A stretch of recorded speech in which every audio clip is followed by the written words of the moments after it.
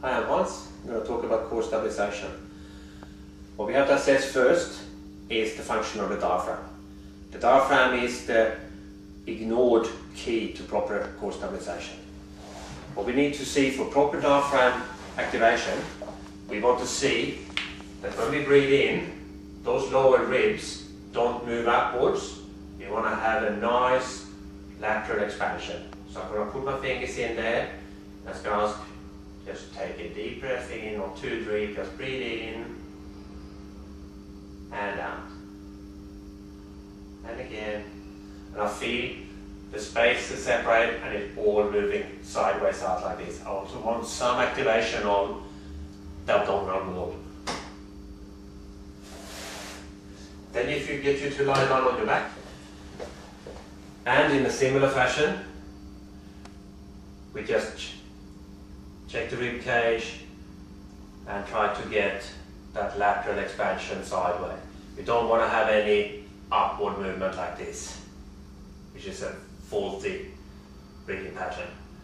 As soon as people breathe the wrong way, they tend to migrate upwards, stomach goes inwards, and just overloading everything up here and leaving the spine completely unprotected.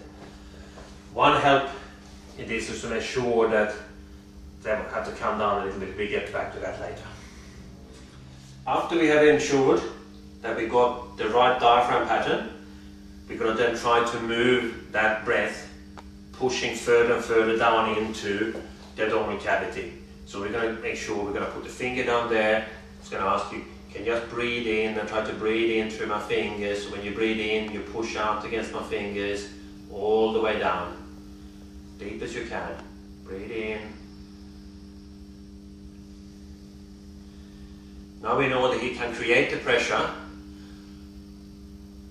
in front of the lower spine. The secret now is the next step, and that is to be able to maintain that pressure when he breathes out again. So we're going to ask Felix that you breathe in, hold that now when you breathe out, hold that pressure, good, hold it, good. And that's sort of the level where you start to practice. So the next step, you can take a TheraBand and just put it around the bottom ribs, and then get him to take a deep breath in or breathe in and try to expand the bottom of the rib cage. We want expansion sideways, backwards and slightly forward. So the whole rib cage. Good. Yep. And of course we can do the same thing in a sitting position. Get the band around the ribs and try to breathe.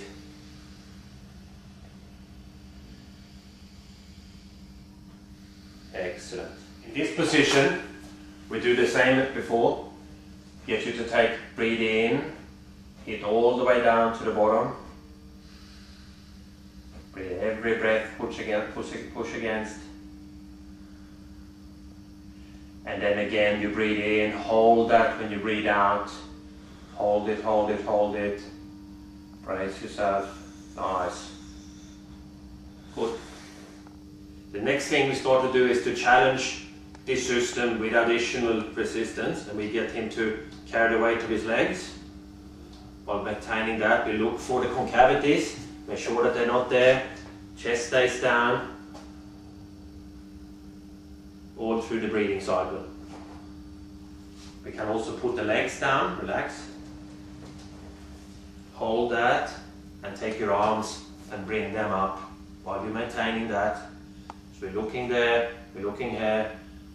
Get the arms up and down. Good. And then of course we combine the two and do both.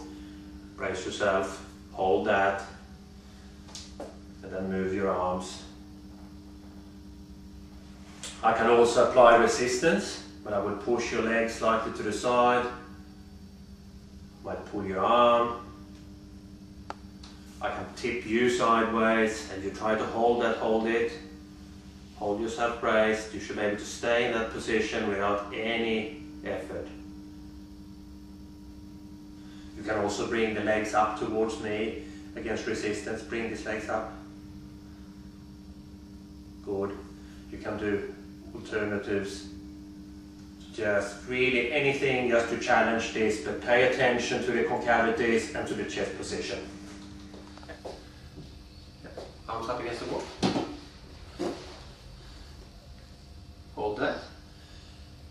And this is a DNS version of the dead bug. And what we're looking for again is slight pressure up there.